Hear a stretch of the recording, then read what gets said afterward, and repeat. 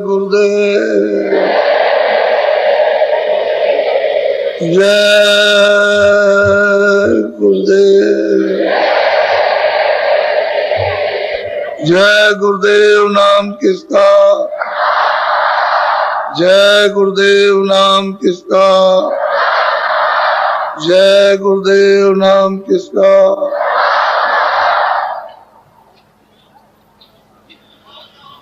सतगुरु सतनाम तुमको लागो प्रणाम।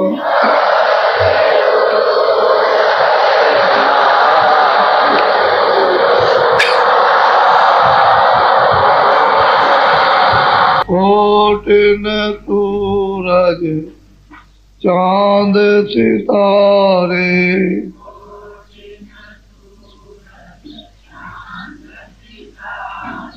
रोम रोम में करे उजारे।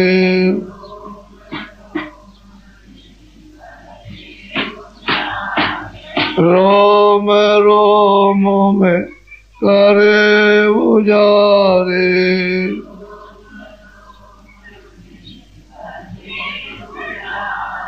सतपुरुष करता तुमको लागो प्रणाम।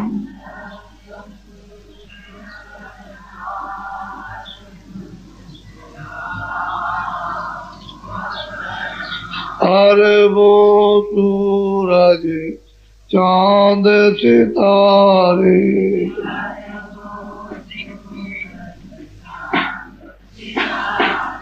अरबों सूरज चांद सितारे।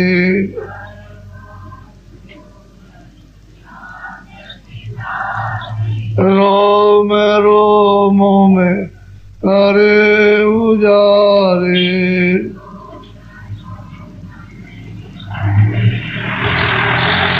रोम रोम में करे उजारे।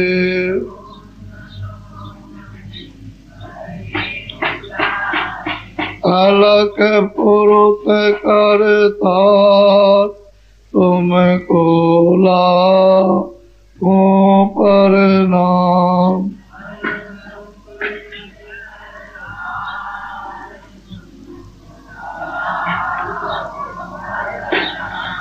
अरबों सूरज चांद सितारे,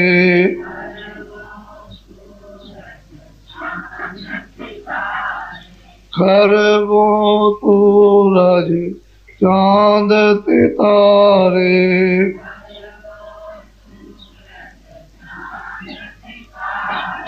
रोम रोम में करे उजारे।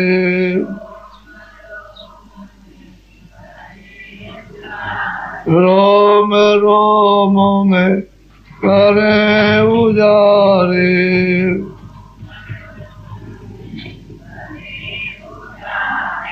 अगम पुरुष करता तुमको लागो प्रणाम।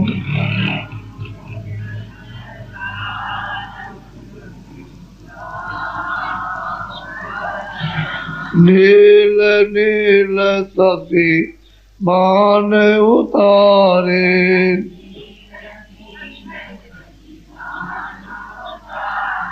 नील नील शशि मान उतारे।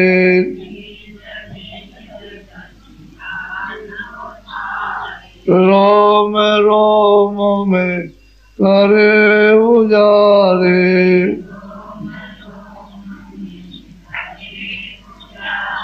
रोम रोम में करे उजारे।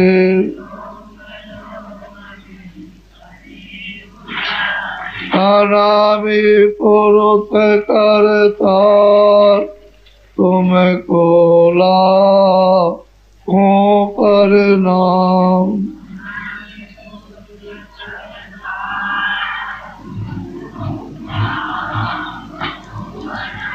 अनामि पुरुष करतार तुमको लाखों प्रणाम।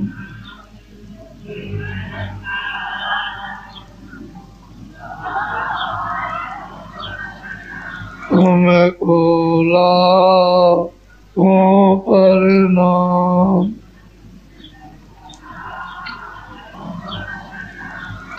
फिर इस चीज को सब लोग जान लो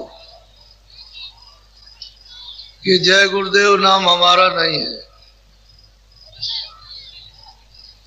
और आपका भी नहीं है, ये उस प्रभु का नाम।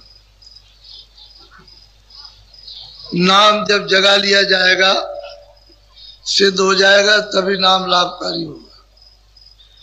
इसके पहले कोई नाम लाभ नहीं करेगा। जिह्वा के नाम ये वर्णात्मक है, जो जबान से बोला जाए वर्णात्मक नाम, और जो अपने आप बोला वो ध्वनात्मक है।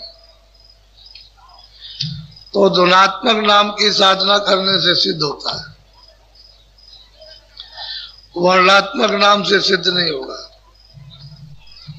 वर्णात्मक नाम लेने से इंद्रियों पर शुद्धि का असर होता है। जीवात्मा पर जो बोझा लदा कर्मों का उसका नहीं, तो पहले बाहर के अंगों को पवित्र करना चाहिए। जय गुरुदेव, जय गुरुदेव नाम किसका, जय गुरुदेव नाम किसका, जय गुरुदेव नाम किसका।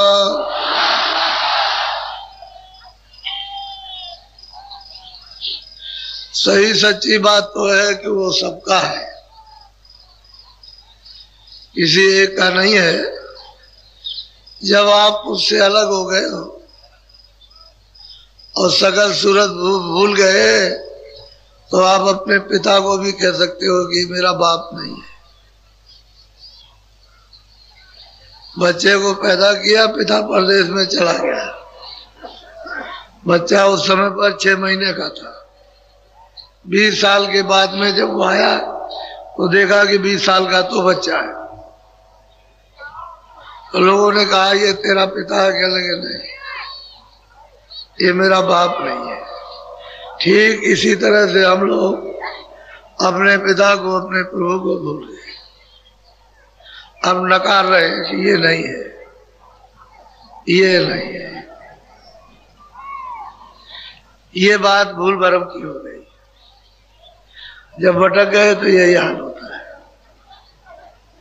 अगर जाग जाओगे तो इतना होश आ जाएगा कि जब मिलोगे तो कितना रोगे। जैसे पाइप से मोटी धार पानी की चलती है, ऐसे ही धारा चलती है आंखों से, आंसू में। कपड़े जैसे भीग जाते हैं पानी में बोरने से, ऐसे ही खूह आंसू गिरने से कपड़े भीग जाते हैं। तो बहुत समय हो गया अपने पिता से बिछड़े हुए, उसका पता ही नहीं है। अब जब किसी को मालूम हो तब तो कोई बताए, जब तक कोई आया बताने वाला तब तक तुम चले गए। तुमने शरीर छोड़ दिया, चले गए। या आया भी तुम हो भी तो ऐसे काम में लग गए कि अवसर ही नहीं मिला, तो आपको क्या पता लगेगा। इसलिए सारे लोग पिता को नकार गए कि नहीं है, नहीं है, नहीं है। सही बात तो यह है कि बहुत मुद्दत हो गई, युग बीत गए। ये मनुष्य अनमोल तन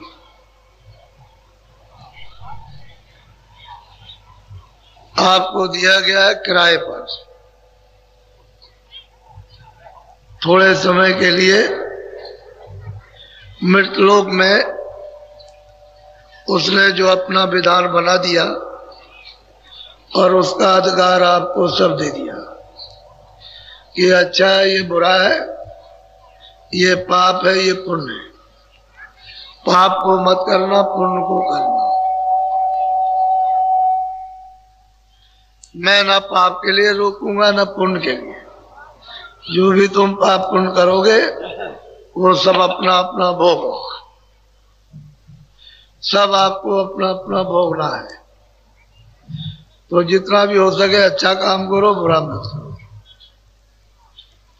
इसलिए ना बुरा करो कि हम धीरे धीरे अपना मन स्वच्छ पवित्र है, शारीरिक मन बुद्धि चित्त को साफ सुथरा रखते हुए किसी महात्मा तक पहुंच जाएंगे। तो जब उस तक पहुंच जाएंगे तो जो आपने पुण्य किया है बगैर उसकी सफाई हुए भी छुटकारा नहीं, तो आप उससे रास्ता पकड़ लोगे जल्दी भी। क्योंकि बुरा आपने किया नहीं, अच्छा किया, वो जमा है। अच्छे को भी साफ कर दोगे, छुटकारा हो जाएगा। लेकिन जब वहां तक पहुंच जाओगे तो जुक्ति दे देंगे, रास्ता दे देंगे।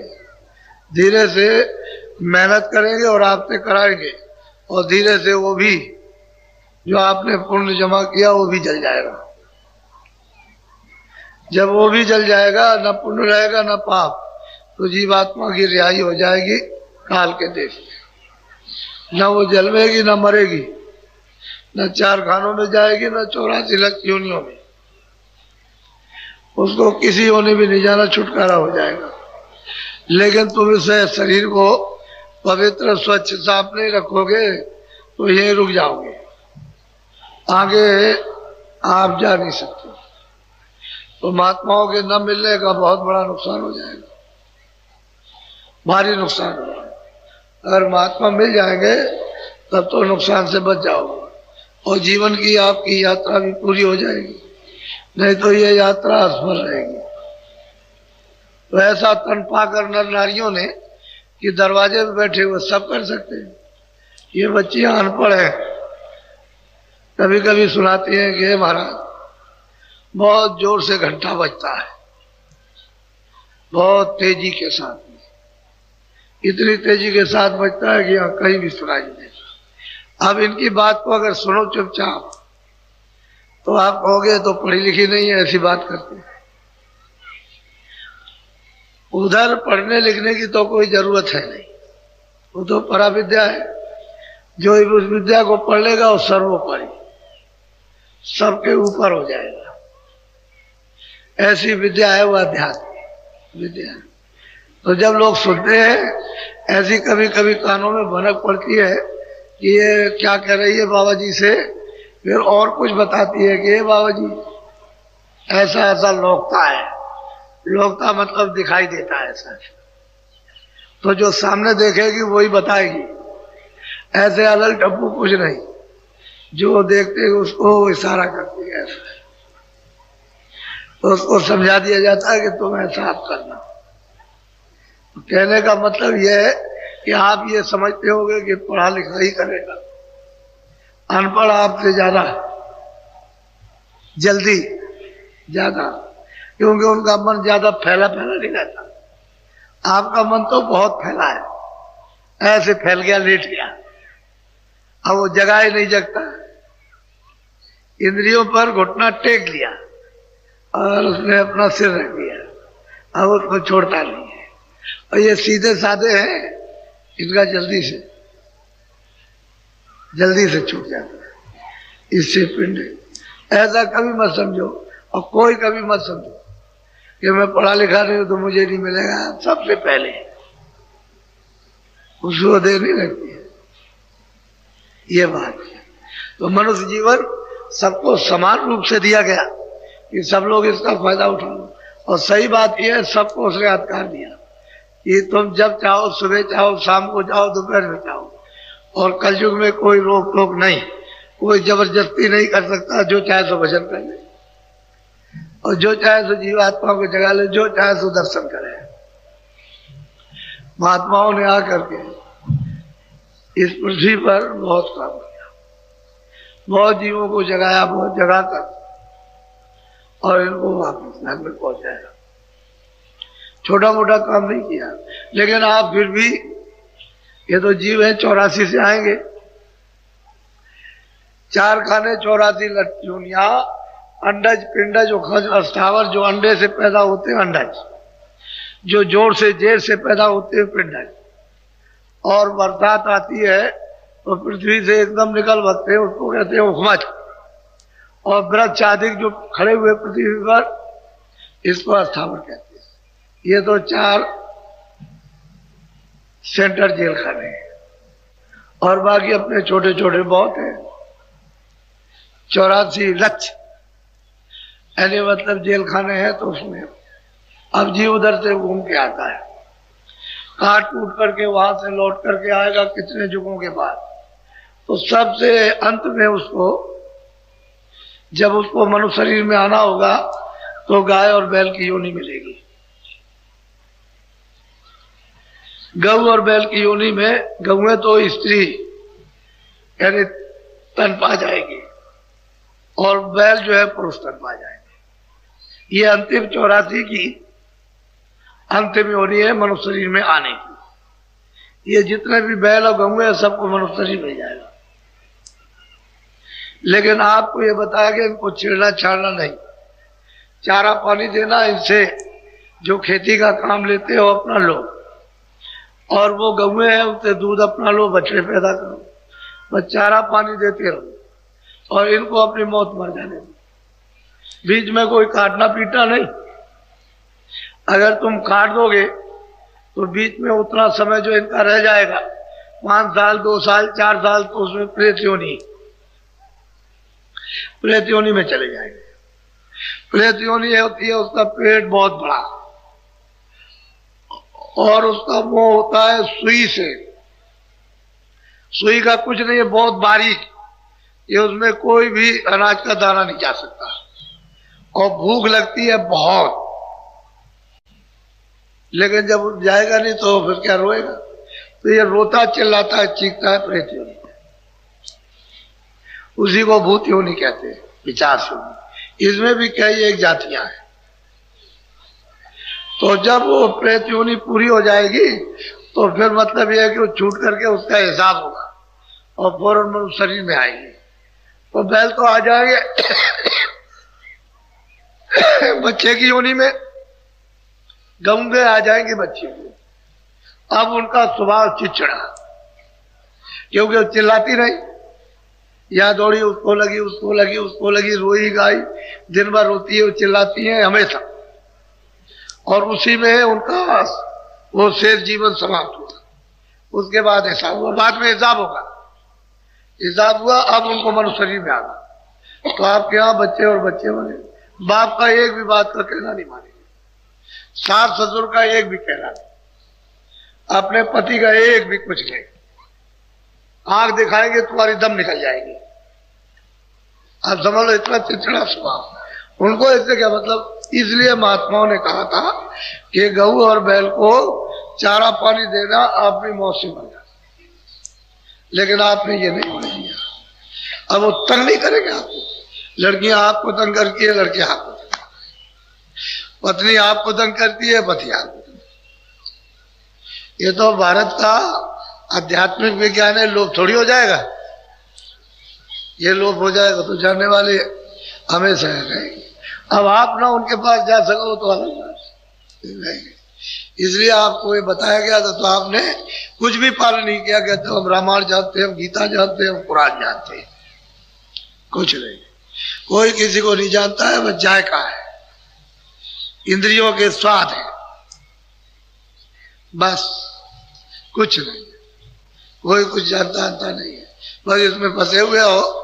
और दिल बहलाने का मजहब धर्म है। अरे भाई, मजहब दिल बहलाने का, मजहब के लिए तो लोगों ने उसे रूहानियत, उसे खुदाई खजाने को, यानी मतलब कितनी उन्होंने रियाज की, मेहनत की, कितनी तकलीफ उठाई, तब जाकर के वो प्राप्त हुआ। और आप उसको ऐसे समझते। तो चीज यह है कि मनुष्य शरीर ये हाईएस्ट स्टेज है। ये अंतिम दरवाजे पर जीवात्मा को बैठा दिया और कह दिया, देखो भाई, मिलो महात्माओं से, रास्ता वो बताएंगे किताबें रास्ता नहीं बताएंगी, ईश्वर नहीं बताएगा, क्योंकि वो तो बताने के लिए आएगा नहीं। किताबों में समझ नहीं पाओगे, महात्मा के पास जाओ। वो तो कहते हैं जो मुझसे मिला, जो मेरे पास आता जाता उससे मिलो, वो तुमको मेरे पास पहुंचा देगा, सीधा काम। तो आप उस महात्मा से मिलना चाहिए जो उसके पास आता है, जो जिसके पास आता जाता उससे मिला देगा। आप उससे नहीं मिलोगे तो नहीं मिल सकते। जिसने खुदा को देखा, खुदा के पास आता जाता, वो खुदा से मिला देगा। रूहों को, जीवात्माओं को भगवान से मिला देगा। नहीं आता जाता तो क्या मिलाएगा? तो अब ये है 4 खाने, ये इसके अतिरिक्त नर्क। अब वो नर्क तो कई किस्म के हैं, कहीं जलाए जाते हैं, कहीं काटे जाते हैं, कहीं सड़ाए जाते हैं, आंख फोड़ी जाती है, कान छेद किए जाते हैं। ये इस तरह से कई नाम के नरक अलग, और उसमें अलग अलग यातनाएं, कहीं सिर तोड़े जाते हैं, कहीं आरा चलते हैं, अलग अलग है।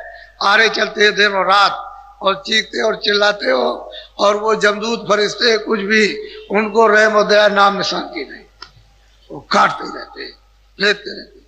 कभी ऐसे काटेंगे, फिर रेतेंगे, फिर वो जलाएंगे, फिर उसको उसमें डाल देंगे, तो उसमें मतलब है कि कुंभी नर्क में, तो उसमें सड़ाएंगे।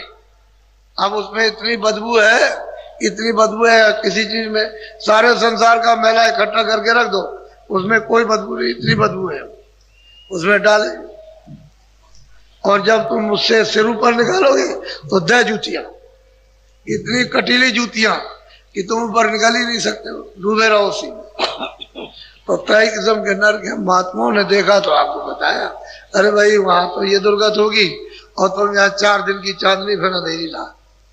तो महात्माओं से मिलना चाहिए। अब प्रश्न इस बात का है कि जब जीवात्माएं जाग जाती हैं, महापुरुषों के चरणों में रहकर जाग गई, और यहां से यानी उन्होंने सब कुछ प्राप्त कर लिया, ईश्वर को भी देख लिया, ब्रह्म को भी देख लिया, पार ब्रह्म को भी देख लिया, और अपने घर में सत्य देश में उस प्रभु के पास भी पहुंच गए। तो अब वो उनको प्रश्न करना तो उन्हीं को आएगा, हमारी तरफ से, हमारे हित के लिए, हमारे फायदे के लिए। ऐसी रूह, ऐसी जीवात्माएं तो प्रश्न महापुरुषों से कर सकती है कि इसमें जीवों का हित कैसे होगा। लेकिन जो अंधा बहरा है वो क्या प्रश्न करेगा? उसे तो प्रश्न करने का पता ही नहीं कि मैं किस संबंध में प्रश्न करूंगा।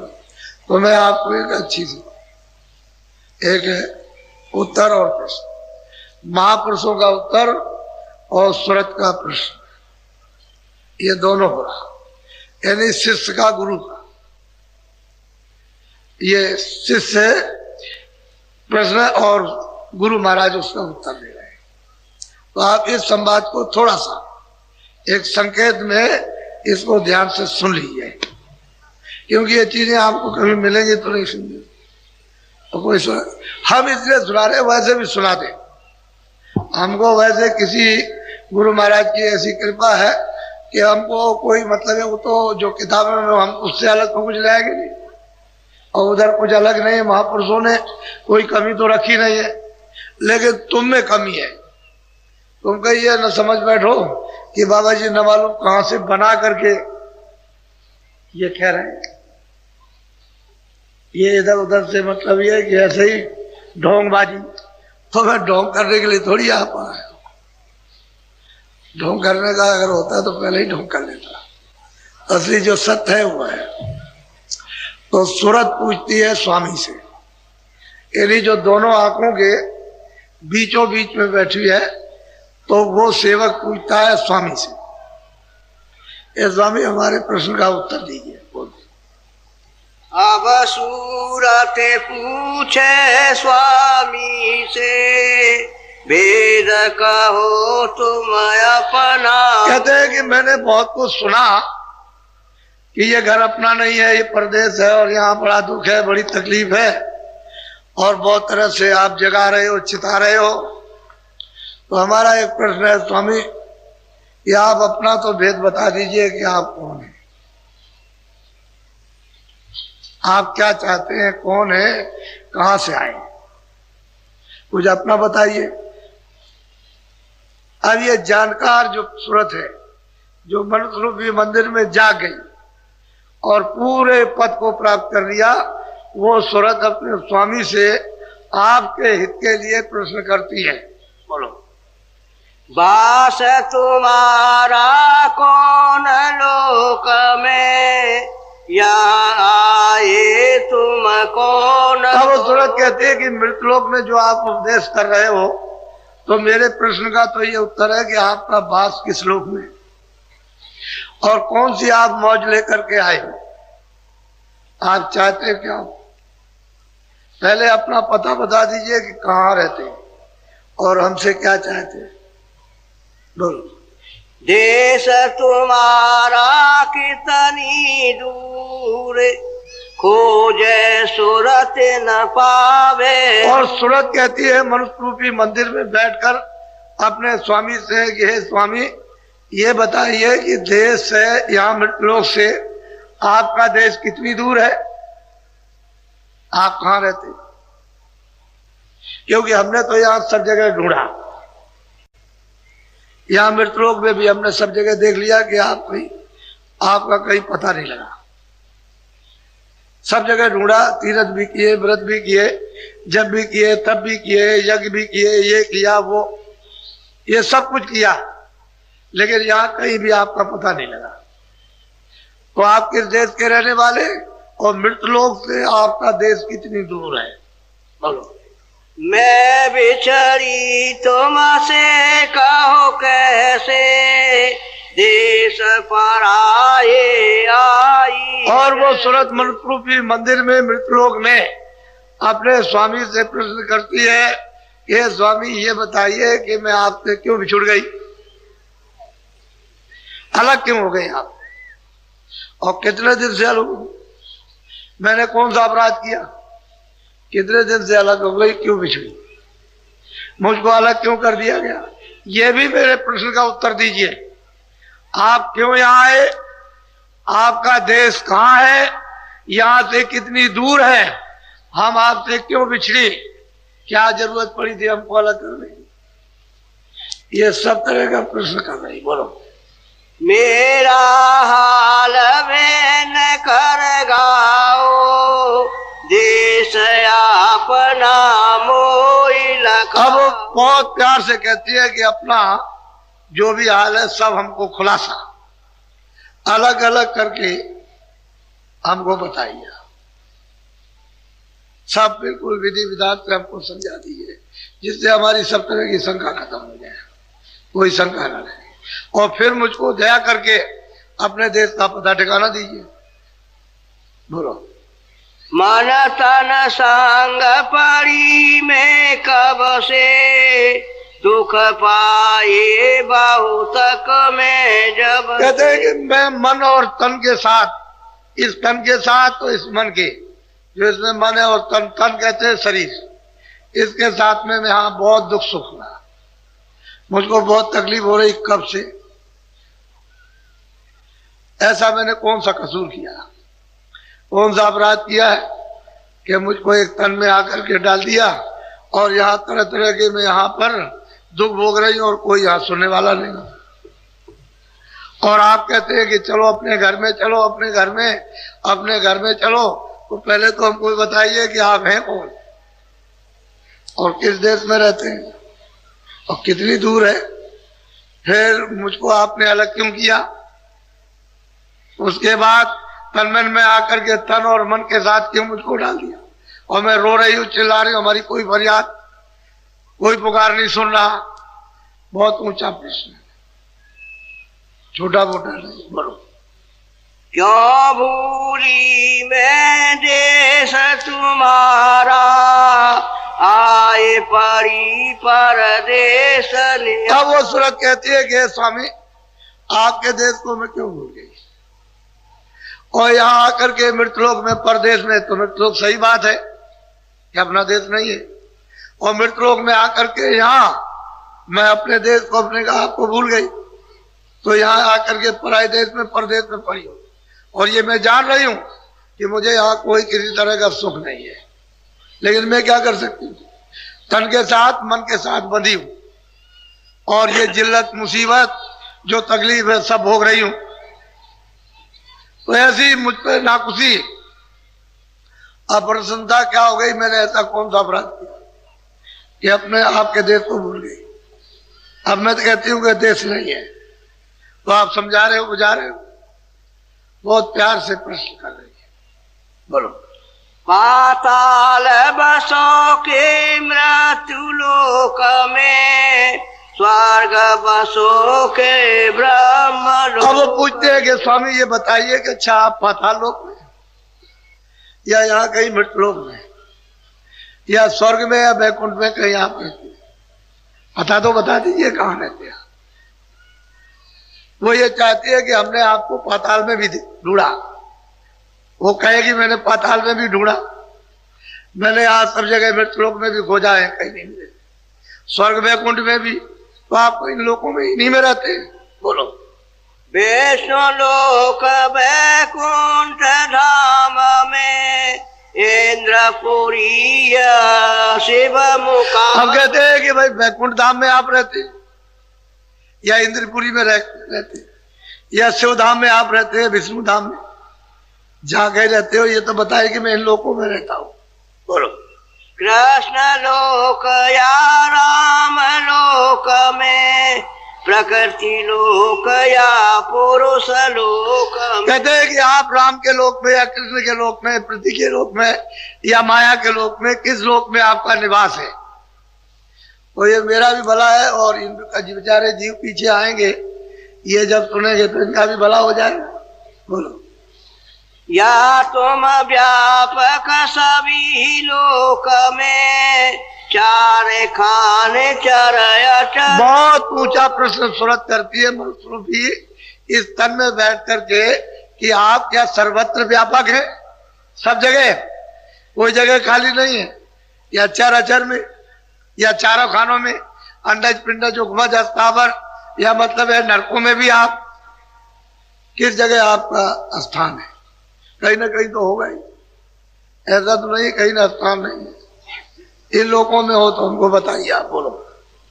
क्यों मोई डाला काल लोक में, अति भर माया हर्ष। अब वो सूरत कहती है कि स्वामी आपने मुझको काल के देश में आकर के क्यों डाल दिया और यहाँ इसमें तन में आकर के इंद्रियों के साथ बांध दिया।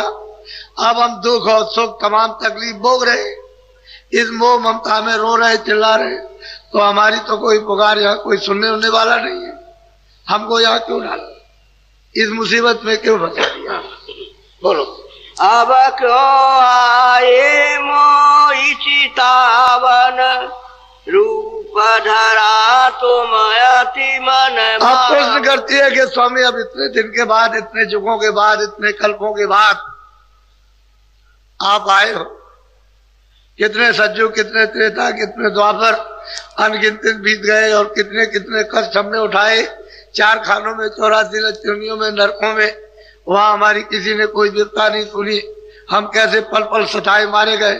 अब आए हमको जगाने के लिए, चिताने की चीज जा, और रूप कैसा धारण किया, मर्मवान, मोहने वाला। मैं दासी तुम चरण निहारे, वेद देव तुम अपना। अब वो कहते हैं कि स्वामी मैं वैसे तो मैं आपकी दासी, मैं तो आपके चरणों को छोड़ नहीं सकती, लेकिन सच्ची बात यह है कि अपना भेद बता दीजिए कि आप कहाँ रहते हैं। मैं आपको छोड़ूंगा नहीं, ये पक्का है, और मैं आपकी दासी हूं, मुझे अपना भेद बता दीजिए, बोलो।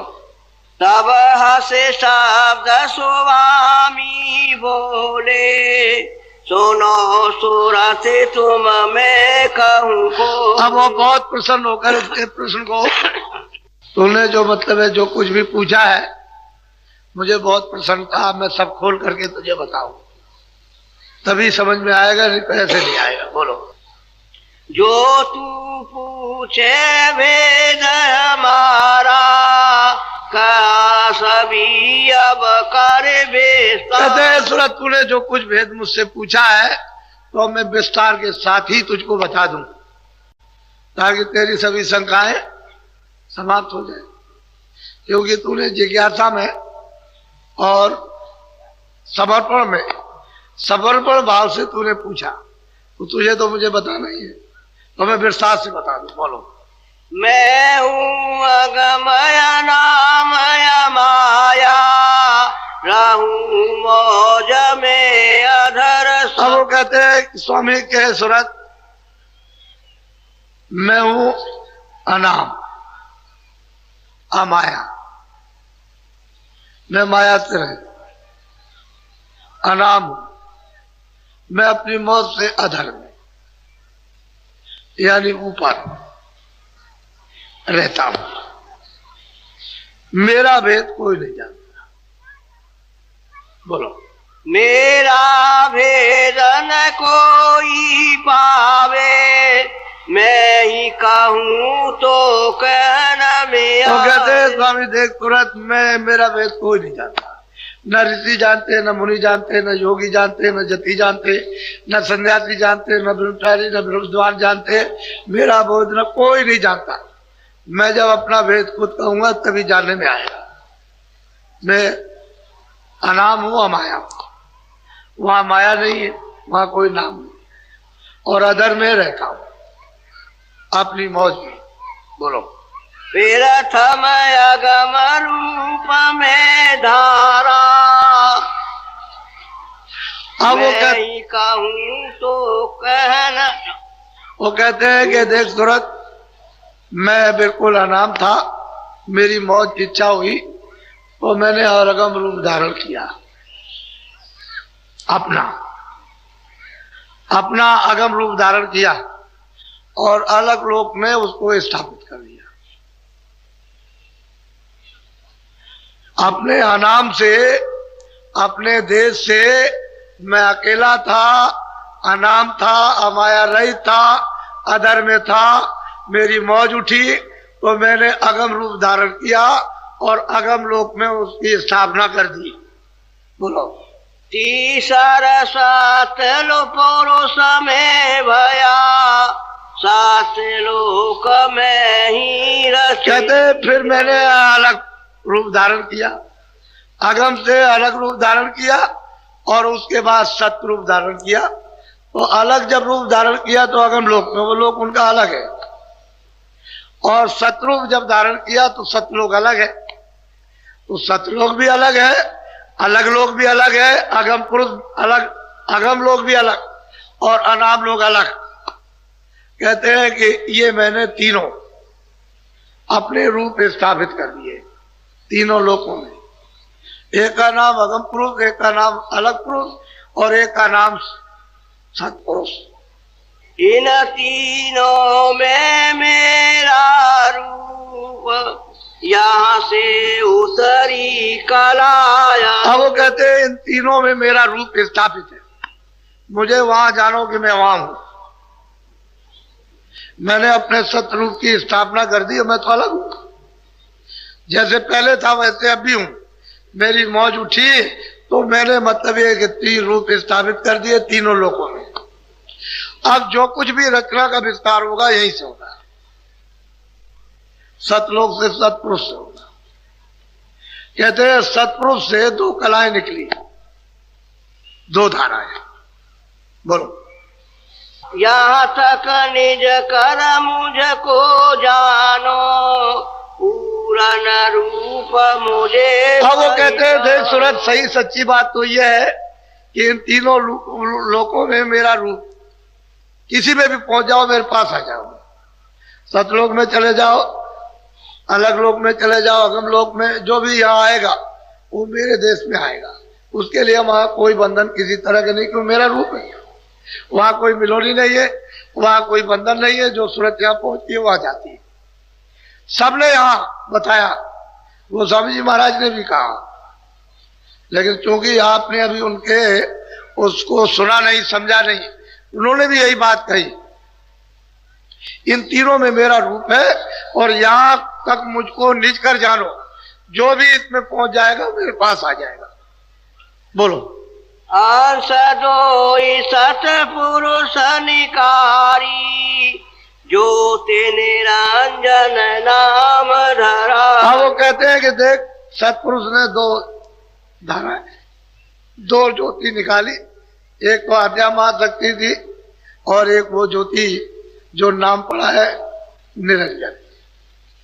कहते हैं हमने ये दो धाराएं निकाल दी, ये वहां से निकली है सतलोक से, और दोनों आकर के सीधी उसी की आवाज पर आई है झंझरी द्वीप में सैदल कमल में आकर के बैठ गई। इनको आद्या महाशक्ति को थोड़ा और नीचे उतार दिया तो नीचे आकर के बैठ गई। ये जो कुछ भी खेल और तमाशा है, बोलो।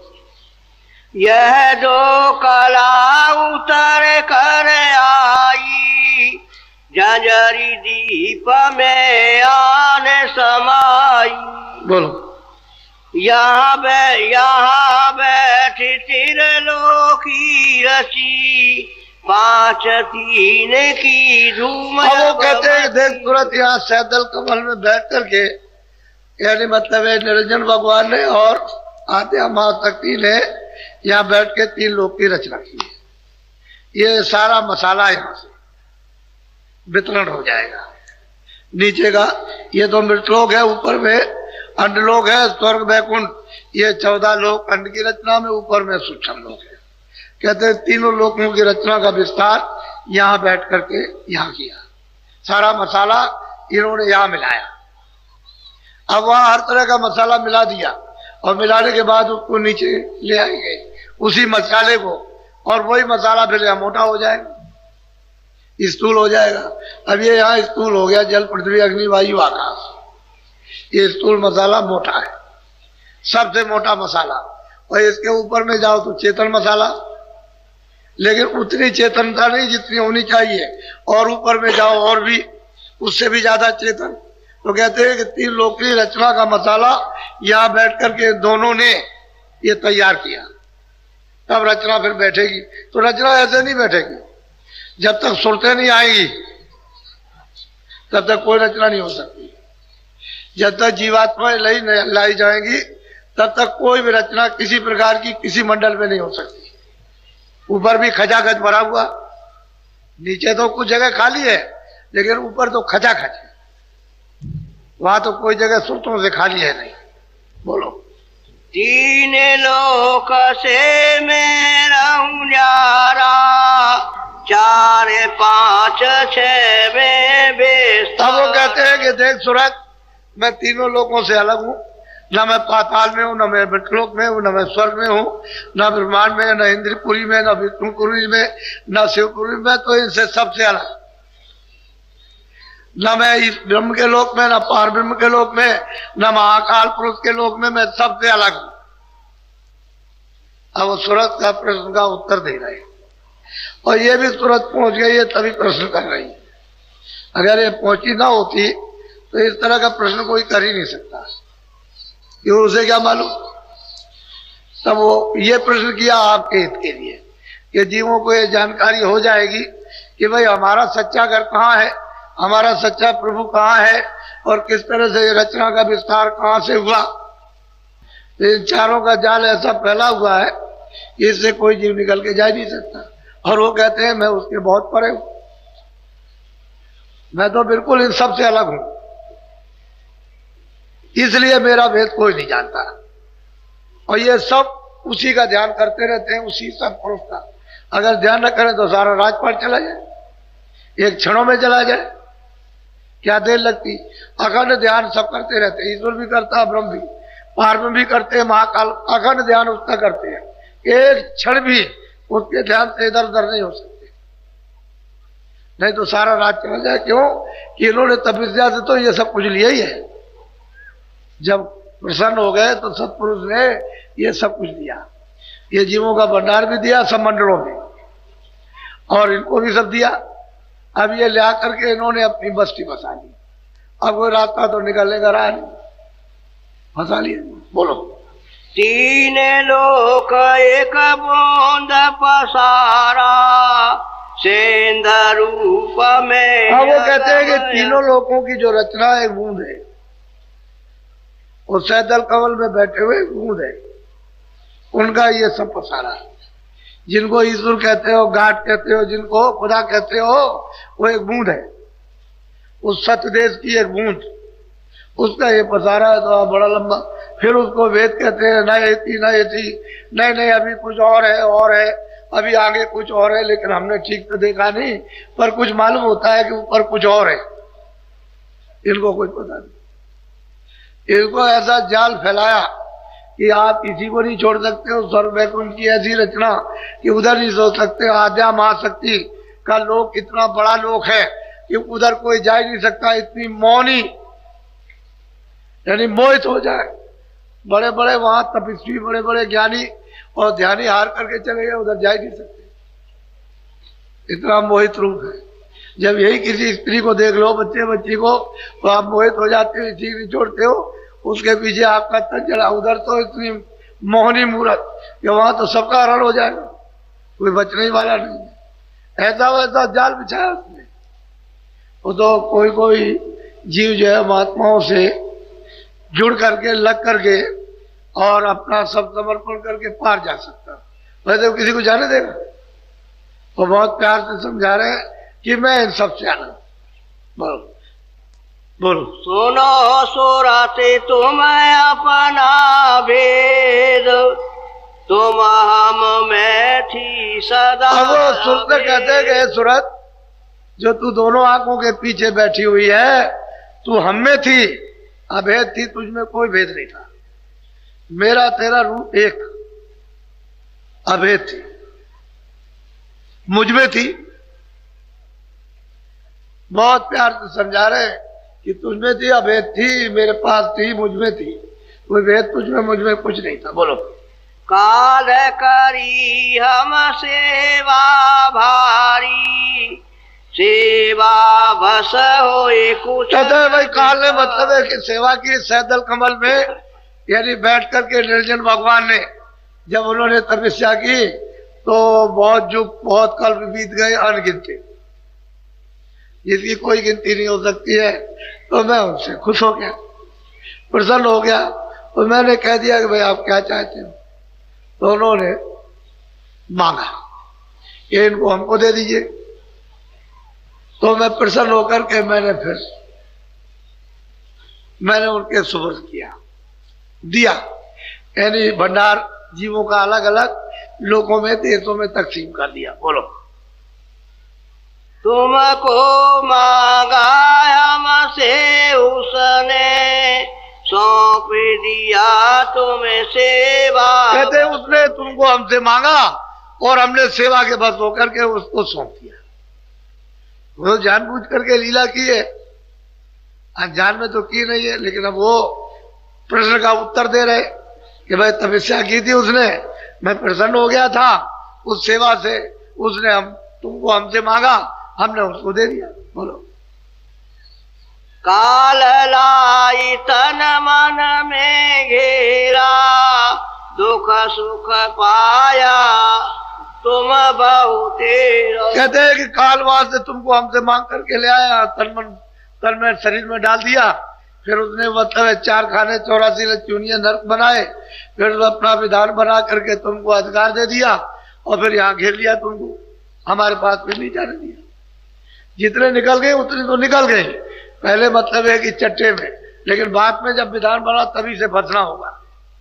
तो कहते हैं तुमको ला करके फिर तरह तरह का तुमको दुख और तकलीफ और पीड़ा दे रहा, अपना नियम बना करके फिर दुख देता है। बोलो दुख में देखा तुमको जब ही, दया उठी हम आए। कहते हैं कि जब हमने तुमको दुख में देखा, क्योंकि गोपनीय संत तो यहाँ हमेशा रहते, वो यहाँ वहां खबर देते रहते बराबर नित्य, उनको तो कभी कोई जान ही नहीं सकता। वो सदा यहाँ पृथ्वी में रहते हैं, मनुष्य रूपी मंदिर में, हमेशा रोज आएंगे जाएंगे उस मालिक के पास। सब मंडलों पर कोई मंडल छोड़ेंगे नहीं, सब जाएंगे, तो वो सब खबर देते हैं। तो हमको उन्होंने सूचना दी कि वहाँ जीव बहुत तकलीफ में, बड़ी यातना, बड़ी वेदना दी जा रही, सब रो रहे, सब चिल्ला रहे। तो जब हमको तुमको तकलीफ में देखा तो मैं तुम्हें अब चिताने के लिए आ गया कि भाई ये तो देश तुम्हारा नहीं है, ये परदेश है और यहाँ तुम्हारा कोई कुछ नहीं है, तुम चलो हमारे साथ, हम तुमको ले चले और तुम्हारे घर में पहुंचा दे तुमको, चलो हमारे साथ। बोलो। आई किया हम शब्द उपदेशा, शब्द माहे तुम करो।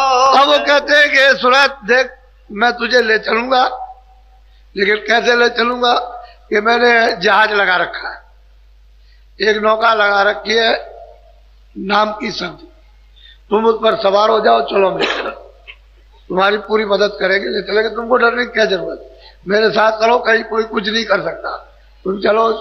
कहते हैं मैंने फिर शब्द का नाम का उपदेश किया कि घाट पर मतलब यह है कि वो नौका लगी हुई है, तुम इधर से घूम करके और यहाँ आ जाओ, और सामने ही नौका है नाम की लगी, उस पर सवार हो जाओ, तुम यहां से चल पड़ो। वो तो जैसे स्टेशन से गाड़ी छूटी बस ऐसे ही है, तुम बैठे हो गाड़ी छूटी, वो तो शब्द है, वो तो ऐसे आता और जाता, ऐसे आता जाता, बस बैठ जाओ, बस ले जाए, पकड़ा। तो मेरे कहते हैं कि शब्द का आकर के मतलब उपदेश किया, इस पर बैठो और चलो घर में, क्योंकि तुम्हारे प्रति दया आ गई, तुमको बहुत तकलीफ है, बहुत परेशानी है, बहुत पीड़ा है, सताए जाते हो, मारे जाते हो, कोई सुनने वाला नहीं है, तो तुम्हारी दया, उससे मैं दिलवित हो गया। बोलो। शब्द शब्द पौड़ी अमरची, चारे चारे पहुंचो नगर। कहते हैं कि हमने शब्द की सीढ़ी बना रखी है, सबसे नीचे वाला शब्द है घंटा शब्द, उसके बाद बादलों की गरज और मृदंग, उसके बाद में किंगरी सारंगी, उसके बाद में बंसी। कहते हैं पौड़ी, पौड़ी कहते हैं सीढ़ी, हमने बना रखी है स्थान दर स्थान, तुम इसको पकड़ो और चलो, चलो पहले स्थान पर, वहां उसका साक्षात्कार हो जाएगा। उसी नाम को, शब्द को, उसी को पकड़ करके तो गोस्वामी जी महाराज गए थे उस सैदल कमल में, वो निरंजन भगवान बैठे हुए, मोह विलोक राम मुस्काई, उनका साक्षात्कार, यही खुदा है। ईसाइयों के यही गॉड है, हिंदुओं के परमात्मा। इसके बाद में ब्रह्म है, कहते हैं दूसरा, उन्होंने शब्द पकड़ लिया तो दूसरी मंजिल पर पहुंचे, वहां ब्रह्म बैठे हुए, वो हिंदुओं का ब्रह्म, मुसलमानों का रब, इस तरह से ऊपर पड़। तो मैंने पौड़ी सीढ़ी बना रखी है शब्दों की, एक को पढ़ो दूसरे, दूसरे को पढ़ो तीसरे, चलो अपनी सच्ची नगरी में। वहां ये विवाद विखात, रोना मरना जलमना, चार खानों में 84 लक्ष, खेती दुकान दफ्तर, अच्छे बच्चे कच्चे, वहां कुछ नहीं, कोई किसी तरह की तकलीफ, तकलीफ का नाम निशान वहां है नहीं। और ये ना पंच भौतिक शरीर है, कोई तकलीफ नहीं, वहां तो नूर ही नूर है, वहां तो अमृत शब्द ही शब्द है। बोलो।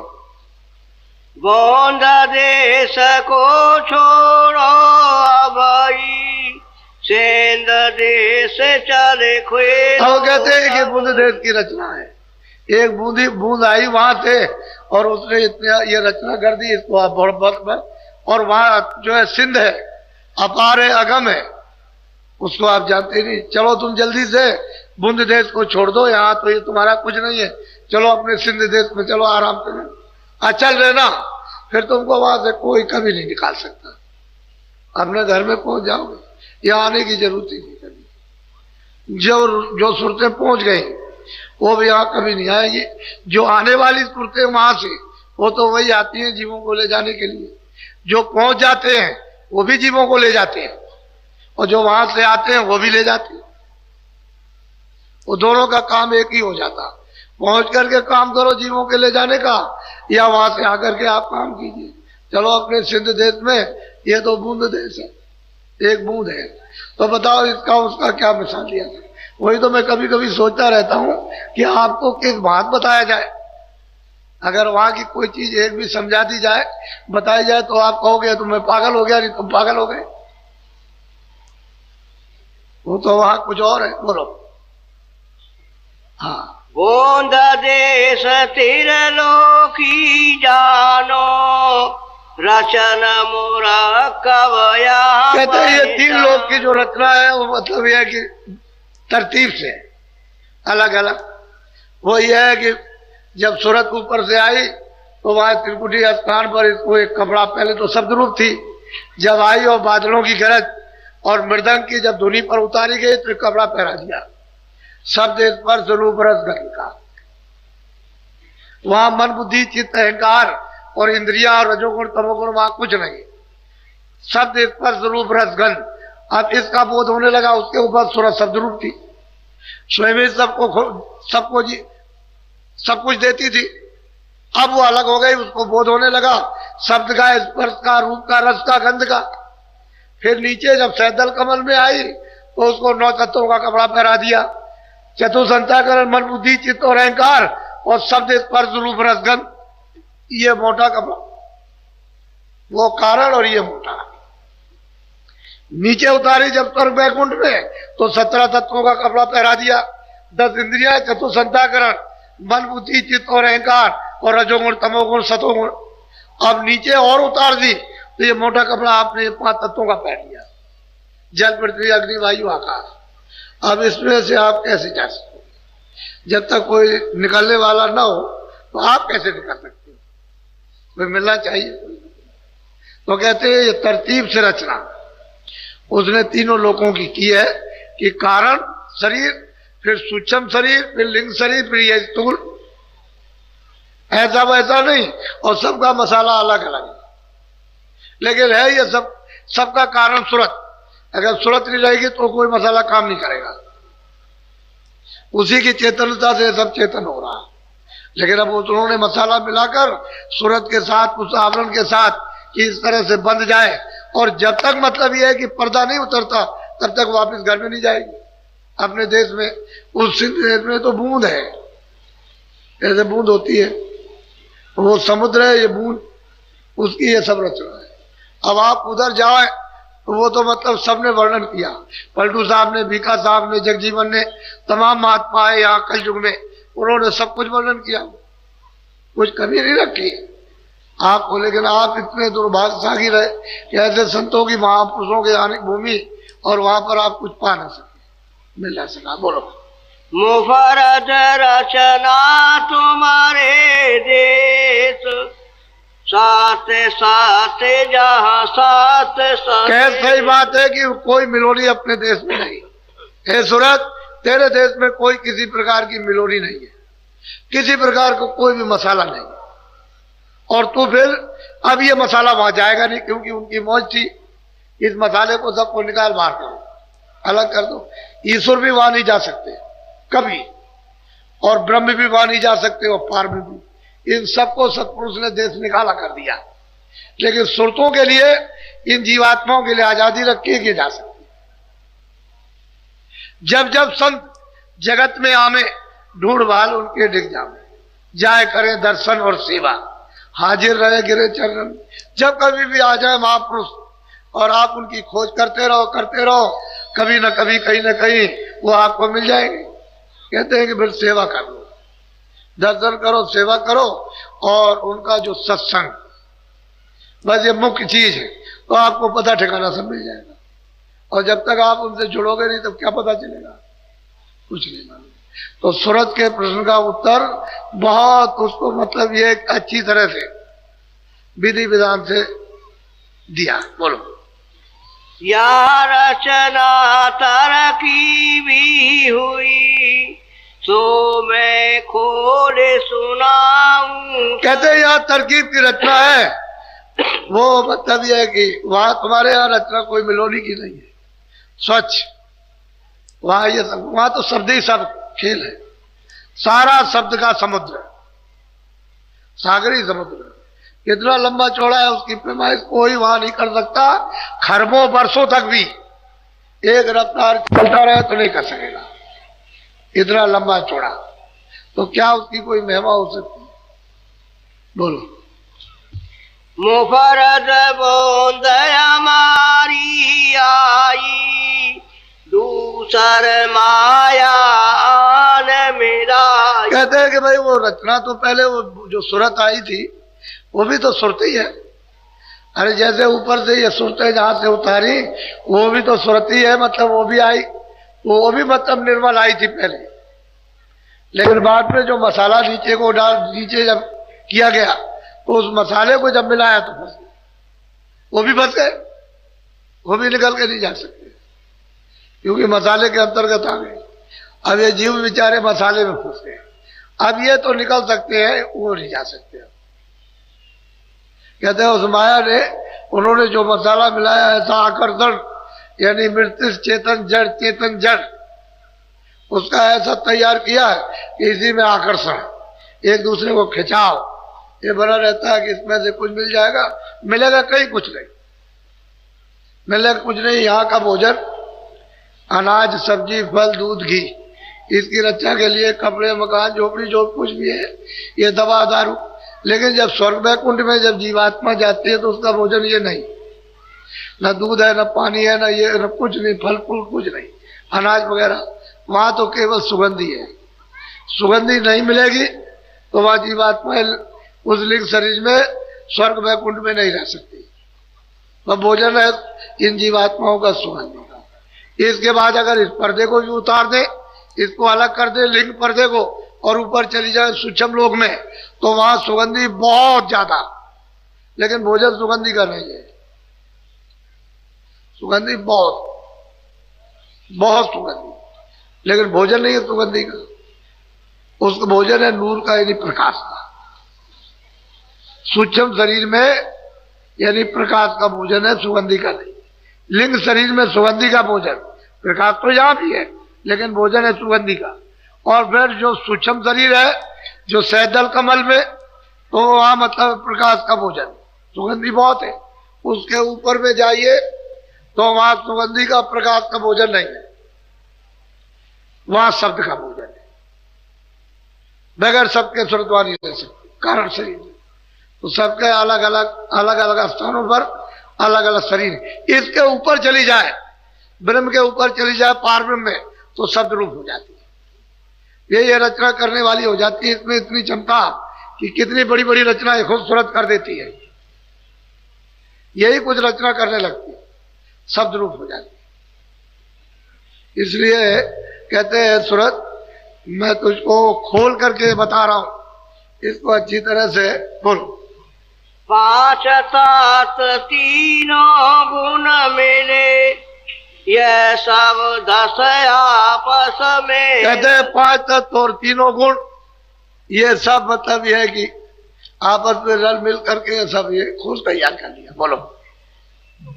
रल मिल कर इन रचना ठानी, 3 लोक और चारों का। बात कहते हैं कि भाई इन 5 मिला करके इन तत्वों को और फिर रचना मसाला तैयार कर लिया। फिर इन्होंने ये 3 लोक और मतलब ये कि मृतलोक और चारों खानी और ये नरक गरक सब तैयार कर दिए, क्योंकि वो तो तपस्या करके ले आए थे।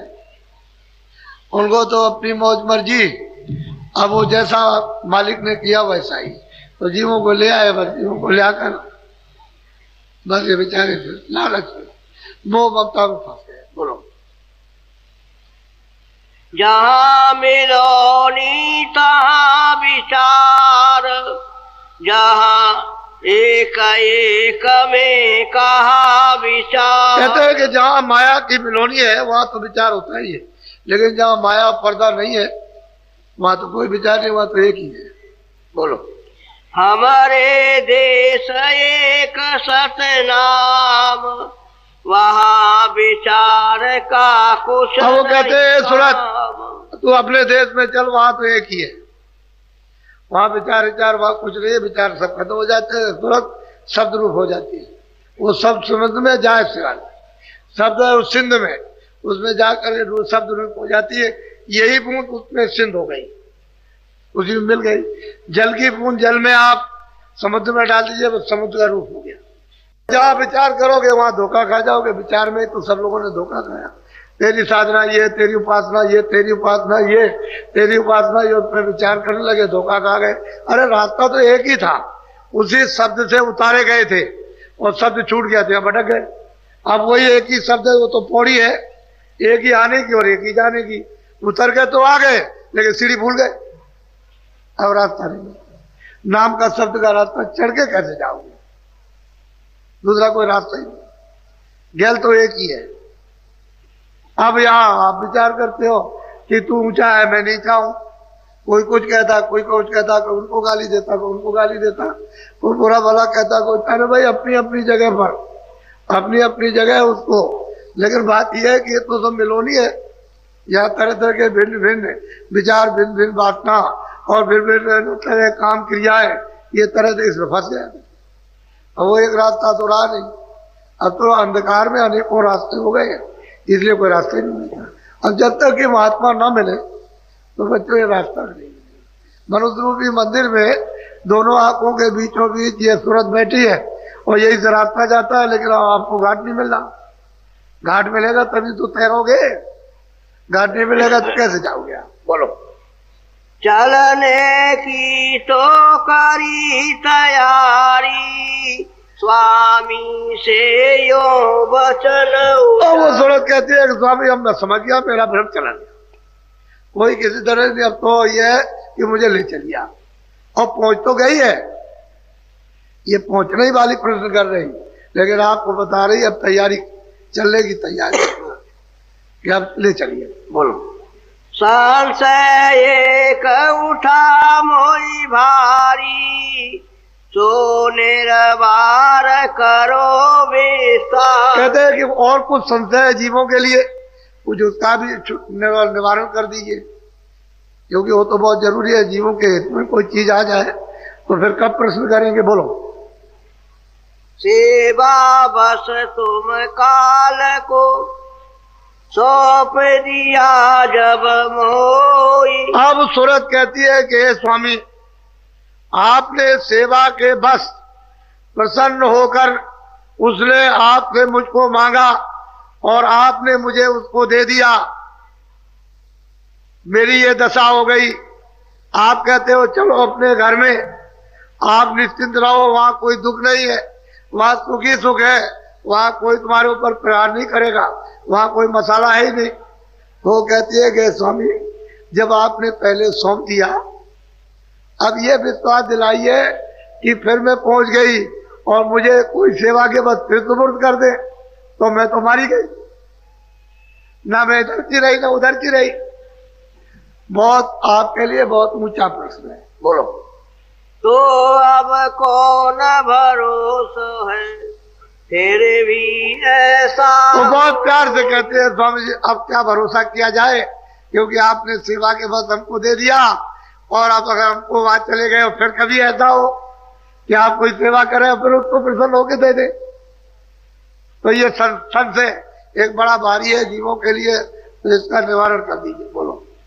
तब स्वामी हंस कर यो बोले, कहूँ वचन में तुमसे। बहुत प्यार से कहते हैं कि सूरत बहुत प्रसन्न होकर के तूने बहुत अच्छा पूछा और मैं तुझे वचन देता हूँ, उसको तू सुन ले, बोलो। जाने बूझे हमारी लाठानी, मौज हमारी हुई सोने। अब वही अनामी पुरुष कहते हैं कि हमने तुरंत जानबूझ करके लीला हमने ठानी है, हमारी ऐसी मौज थी, तब हमने ये लीला की, हमने अगम पुरुष प्रगटाए, अलग पुरुष प्रगटाए, सब पुरुष को स्थापित किया। उन तीनों देशों में मेरा ही रूप है, और जो भी उन तीनों देशों में पहुंच जाएगा वो मेरे पास आ जाएगा। मैं अनाम अलग, मेरा अनामी धाम अलग, उनमें नहीं है, न आगम लोक में, न अलग लोक में, न सतलोक में, मैं उन सब, लेकिन तीनों में मेरा रूप है। यहाँ तक मुझको निजकर जानो, मैं यहाँ रहता हूँ, जो यहाँ तुरंत आ जाएगी वो मेरे पास आ जाएगी, बोलो। काल रचा हम समझ बूझ के, बिना काल नहीं खौफ। अब वो कहते हैं भाई काल को हमने अपने से अलग किया तो समझ बूझ के किया, ऐसे नहीं हमने रचना करी, हम समझ बूझ करके की है कि काल अगर रचा है तो समझ बूझ के रखा, और जीवों को तो जब जब जब कदर होगी, जब खौफ हो, डर हो गए हो, तो रचना करना था, उनकी मौज मर्जी थी, अब उसके लिए कोई क्या कर सकता, सब तो सामर्थ्य, वो सामर्थ्य उनके लिए उनके उससे तो कांपते सब, ईश्वर ब्रह्म थर थर कांपते, इतना जीव नहीं कांपता जितना ये कांपते हैं, ऐसे ऐसे कांपते। उस सत्पुरुष से सब थर्राते, क्योंकि पता नहीं क्या क्षणों में कर दे, क्या मौज उसकी उठ जाए, ये कुछ नहीं मालूम। या बोलो। कदर जाल नहीं बिना काल के, मौज उठी तब अस दया। कहते हैं कि जब ऐसे कदर जो है वो काल के बिना, यानी जीवों को दयाल की कदर नहीं होती है, तो ऐसी मौज उठी थी इसलिए रचना रची है। अब आगे वो कहते हैं, इसको सुनाते हैं, बोलो। दिया निकाल काल को वासे, दखल काल अब कभी न। अब वो कहते हैं तुरंत सतलोक से काल को निकाल दिया, अब वो यहाँ कभी नहीं आएगा, उसका यहाँ दखल नहीं होगा। वो तो निकाल दिया, वो मसाला लौट के वापस नहीं, उसको निकाल दिया, अभी वही से। बोलो। मैं समर्थ हूँ सब विधि जाने, वचन मोर तूने। अब उन्होंने अंतिम फैसला कर दिया कि सूरज मैं समर्थ हूँ, मुझे तू सब प्रकार से जान, चल मेरे साथ कर, कोई रास्ते में कुछ नहीं करेगा, चल मेरे साथ में, मैं तुझे ले चलूंगा। हालांकि पहुंचा तो इन्होंने पहले ही दिया। वो गोस्वामी जी महाराज जिन्होंने 25 साल के अंदर जब ये वहां से पहुंच गए, और उसी 26 साल की उम्र में कितनों को पहुंचा दिया, चलो हमारे साथ, चलो तुमको ले चलो, पहुंच चलो, ले गए, कहले कोई कुछ नहीं कर सकता। अब उन पुरुषों के साथ क्या कोई करेगा, वो तो सामर्थ्य है, सब कुछ कर सकते हैं, वो तो उस दरबार के दरबारी है जिस दरबार में 73 कांपते हैं सब लोग। तो आपको तो ये बात पता है नहीं, कुछ जानते हैं, यह झगड़ा झंझट में यहाँ फंसे पड़े हुए हो, क्या मालूम हो आपको कि वो दयाल क्या है, काल क्या है, ईश्वर क्या है, परमात्मा क्या है, प्रेम क्या, दया क्या, आनंद क्या है, सुख का सागर क्या, कुछ नहीं जानते। तो इंद्रियों के भोगों में रात और दिन ली, यही भोग भोगते हो, और भोग से मतलब रो, इसी में रोते चिल्लाते रहते हो, तब तक समय पूरा हो गया मनुष्य जीवन का, वो निकाल बाहर कर दिया। तो कहते हैं कि मैं तुरंत समर्थ हूं, तुम निश्चय मार, मैं सब कुछ कर सकता हूं। बोलो।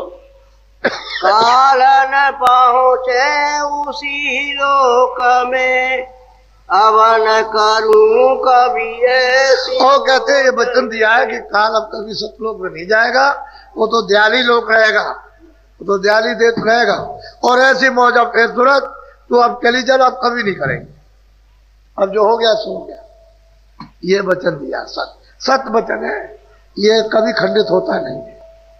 महापुरुषों का जो वचन होता है वो सत्य होता है, खंडित नहीं। अब जीव जो है, जीवों को चाहिए, इसमें लगे पड़े हुए इधर में क्या होने वाला, फंसे हुए हो, ऐसे कहीं कुछ मिल जाएगा, अंधेरे में टटोले हो, इसमें से कुछ नहीं जाएगा, ये अंधेरा ही तो है दिन और रात का, आंख से अंधे कान से बहरे, तो बताओ क्या आपको मिलेगा, कहाँ जाओगे, कहाँ से आएगा, कुछ पता ही नहीं। बिना महात्माओं के बच्चा कुछ काम नहीं होगा, इसलिए ये समझा है जो आपके सामने, आपने कभी भी इस तरह का दृश्य आपने यहाँ प्रयागराज में नहीं देखा, जो आपको ये दिखाई दे रहा आंखों से इस तरह का। तो आप इसको ऐसा नहीं, आप जरा पहली तारीख को हो जाने दीजिए, मेरे मंच पर आकर के आप इस दृश्य को देख लीजिए, तो आपकी समझ में आ जाएगा ये सारे देश के अंदर इस जो अपनी सनातन परा विद्या है ईश्वर प्राप्ति के लिए, इस जीवात्माओं के कल्याण के लिए, तो आपको नहीं मालूम कि कैसे चालू होगी, आप तो जानते हैं। जीवों को तो लाभ होने चाहिए, ये तो सबके लिए समा, ये सबके लिए उसकी दया बरसेगी, तो ये नहीं है। यदि ऐसा मत समझो कि मैं बहुत बुरा हूं, मेरे लिए दया नहीं बरसेगी, ऐसी बात नहीं। वो तो जब धारा चलती है तो उसमें कूड़ा कचरा कौन देखता है, जो ज्वार भाटा आता है, जब समुद्र से जब वो ज्वार भाटा आता है तो बड़े बड़े स्टीमर और बड़ी बड़ी गंदगियां वहां पड़ी रहती है, उसको साफ को लेकर के वो स्टीमर और साफ लेके चला जाता है। ऐसे मालिक की दया का जब ऊपर से बेग चलेगा, लेकिन आप उसके लिए जरा तैयार तो रहो, किनारे पर किनारा तो पकड़ लो, कि किनारे पर जरा सा बैठे रहो, कम से कम रोज कि ज्वार भाटा है एक ही बार, ये सब के सब जो इंतजार कर रहे हो सब एक ही साथ चले जाओ, निकलो। ऐसी इंतजारी करनी पड़ती है, ऐसा नहीं। ये दृश्य है, ये सौभाग्य हमारा भी, आपका, इलाहाबादियों का भी, तीर्थवासियों का भी, सबका सौभाग्य है। ऐसा नहीं किसी एक का हो, सभी का, जितने भी यहाँ रहते हैं सबका अहोभाग। और ये ऐसा सुजोग, ऐसा सौभाग्य को नहीं पड़ा। और ये कोई भी मल्लाह या कोई भी हमारे ब्राह्मण पंडा ये समझते हो कि बाबा जी कोई कब्जा करने आए, तो हमारा ये काम नहीं है। हमने तो काम किया और करने के बाद चले गए। कौन आता है, कब फुर्सत मिलती है? अरे भाई ये तो किराए का मकान है, पता नहीं किस दिन पूरा हो जाए। हम तो किराए के मकान में रहते हैं। हमारा जब हम किराए के मकान में रहते हैं तो हम यहाँ कब्जा करके क्या करेंगे? हमारा है यहाँ क्या? इसलिए सब कुछ नहीं। अरे काम के लिए है, इसमें तो सबका लाभ है, आध्यात्मिक दृष्टि से लाभ, शारीरिक दृष्टि से लाभ, तो आज जीवात्माओं के लिए, तो सब तरह से, परिवार, बच्चों के, सबके लिए, देश के लिए, आप मतलब ये अपने सुख के लिए, शांति के लिए, सबके लिए, सबका लाभ, इसमें किसी एक व्यक्ति विशेष की बात। तो ये बड़ा विद्या हमारी सनातन है, ये अनादि काल की, और अनादि काल की विद्या जिसको हमने छोड़ दिया उसके बगैर हम सब लोग दुखी परेशान हैं। तो उसी विद्या का रास्ता पकड़ लो, सीधे ऊपर की तरफ तो चलो, तुम स्वर्ग ही में रहो, चलो तुम बैकुंठ में रहो चल के, लेकिन रास्ता तो एक ही जाने का। जब तुम्हारी इच्छा हो तो स्वर्ग में रह जाना, बैकुंठ में रह जाना, पारब्रह्म में रह जाना, ब्रह्म में रह जाना, परे चले जाना, लेकिन यहाँ से चल तो चलो, निकलो तो यहाँ से। लेकिन आप यहाँ से निकलो अंधेरे में पड़े रहोगे तो बच्चा, तब तो आपको कोई सुख नहीं मिलेगा। ये सब चीजें अपनी अपनी जगह पर सत्य है, जो जिसकी जगह अपनी जगह बिल्कुल निश्चित है, इसलिए आप उसको अदल बदल नहीं सकते हो। और महात्माओं ने किसी को बुरा नहीं कहा, सबको अपनी अपनी जगह की स्थापना, और आप खुद पूजा की और खुद आपके कराई और करा करके सीधे ले चले, तभी तो कोई आदमी छेड़ता छाड़ता नहीं है। अरे जिसके राज में रहोगे उसके अनुकूल चलोगे, खुश हो जाएगा। अब गोस्वामी जी महाराज कहते हैं कि मोह बिलो को राम मुस्काई, कहते हैं मैं उसके अनुकूल रहा तो मुझे देख करके, मैं उनको देख करके वो प्रसन्न हो गए। कहा अच्छा तुम चले जाओ, आगे निकल जाओ। और तभी तो आगे रास्ता दे दिया, जब रास्ता दे दिया तो आगे चल दिए। उस बार जब गए तब देखते हैं जाकर के, तो उधर के लोग भी खुश हो गए कि नहीं तुम आगे चले जाओ, प्रसन्न हो गए, तो फिर वो आगे चले गए। उन्होंने किसको बुरा कहा? महात्मा कभी ऐसा काम नहीं करते, किसी को बुरा नहीं करते, सबको अपनी अपनी जगह पर ऐसा उचित, जो गुण अवगुण है उसको बता देते हैं, ये गुण है ये अवगुण, ये अच्छा है, हर जगह पर। ये आपका घर है या नहीं है, प्रदेश है या इतने दिन का, ये सब बता देंगे आपको। अब वो तो आपकी इच्छा के ऊपर है, क्योंकि आप ही की इच्छा पर तो सब कुछ रखा गया। इच्छा हो जाए तो चले चलो, इच्छा हो जाए पड़े रहो, कोई कह रहे। अच्छा बोलो जय गुरुदेव।